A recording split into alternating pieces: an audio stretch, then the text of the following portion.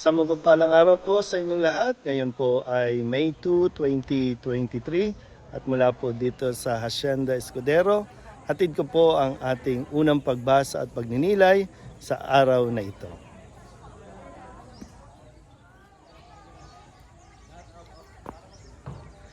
Muli, ngayon po ay Martes para sa ika-4 na linggo ng Pasko ng Pagkabuhay at ang ating pong unang pagbasa ay hinango sa mga gawa ng mga apostol, chapter 11 verses 19 to 26. Noong mga araw na iyon, ang mga mananampalataya ay nagkahiwa-hiwalay dahil sa pag-uusig na nagsimula ng patayin si Esteban. May nakarating sa Phoenicia, sa Chipre at sa Antioquia. Saan man sila makarating, ipinangangaral nila ang salita, ngunit sa mga Hudyo lamang. Subalit may kasama silang ilang taga-Chipre at taga-Sirene, na pagdating sa Antioquia ay nangaral naman sa mga Griego ng mabuting balita tungkol sa Panginoong Hesus. Sumaka nila ang kapangyarihan ng Panginoon at maraming naniwala at nanalig sa Panginoon. Nabalitaan ito ng simbahan sa Jerusalem, kaya't sinugo nila sa Antioquia si Bernabe. Nang dumating siya roon at makita ang pagpapala ng Diyos sa kanila, siya'y nagalak at pinagpayuhan silang lahat na manatiling tapat sa Panginoon. Mabuting tao si Bernabe, puspos ng Espiritu Santo at matibay ang pananampalataya, kaya marami siyang nadala sa Panginoon. Nagpunta si Bernabe sa Tarso upang hanapin si Saulo, at nang kanyang matagpuan ay isinama sa Antioquia.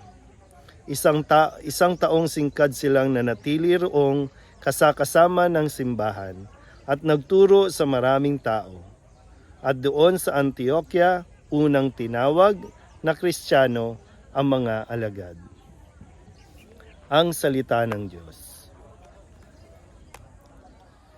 Sa unang bahagi na atin pong narinig sa unang pagbasa na sila ay nagkahiwa-hiwalay na para bang hindi magandang pangyayari, dahil nga sa takot sa pag-uusig sa kanila na sila ay maaring patayin, sila po ay nagkawatak-watak. Pero sa kabila nito ay naging biyaya din ito para sa mas marami, dahil sabi nga po sa kanilang pagkakawatak-watak, mayroong mga napunta sa Phoenicia, sa Chipre, sa iba't ibang lugar. Pero ito po ay naging tinatawag natin blessings in disguise, dahil doon ay naipahayag din nila ang mabuting balita sa iba-iba pang mga lugar. Mas maraming tao ang kanila pong naturuan, ang kanilang na abutan ng biyaya din na pagpapala dulot ng mabuting balita.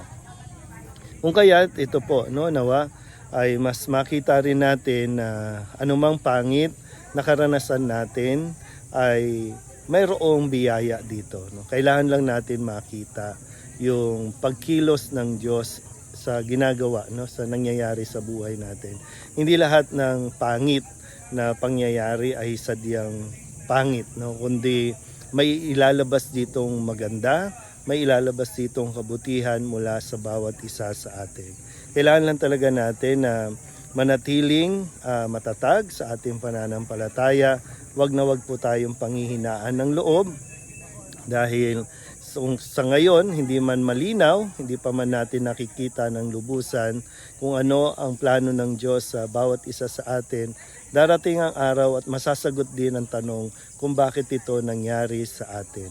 Basta kailangan lang talaga natin kapitan ang ating pananampalataya at kailangan natin magpakatatag.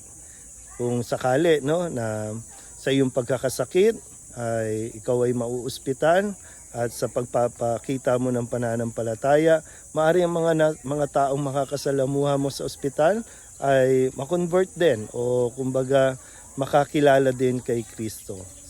Kung saan man kayo po na napunta sa iba't ibang mga bansa para magtrabaho, na sa umpisa ay labis na kalungkutan dahil kayo po ay nagkahiwalay ng inyong pamilya o napunta kayo sa iba, pero makikita niyo po ang kilos ng Diyos na dyan mismo sa bawat lugar, sa bawat bansa o sa kahit sa anumang trabaho, mga opisina, ay gagamitin kayo ng Diyos at gagamitin ang inyong sitwasyon upang mas maipakilala natin si Kristo na ating pong tagapagligtas. So, kalma lang po tayo, manatili pong mahinahon kung sakaling hindi pa natin naiintindihan at nakikita kung ano at saan tayong direksyon dadalhin ng Panginoon. Muli po, isang mapagpalang araw sa inyong lahat.